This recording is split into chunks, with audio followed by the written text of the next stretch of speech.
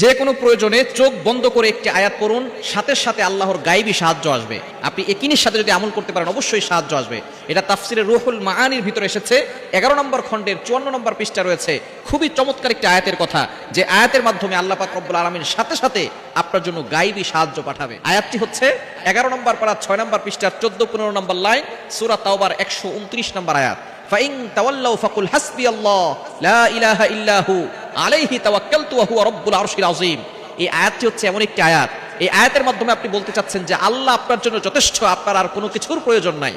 যখন আপনার কানে ব্যথা হবে, অথবা চোখে ব্যথা হবে, অথবা মাথা ব্যথা, অথবা কোমরে ব্যথা, আপনি শুধু ইয়াকিনের সাথে, বিশ্বাসের সাথে ডান হাতটাকে সেই ব্যথা স্থানে রেখে, যেখানে ব্যথা হচ্ছে সেই জায়গায় রেখে আপনি শুধু বলবেন ফাইন তাওয়াল্লাউ ফাকুল হাসবিয়াল্লাহ লা ইলাহা ইল্লাহু আলাইহি তাওয়াক্কালতু ওয়া হুয়া রাব্বুল আরশিল আযীম।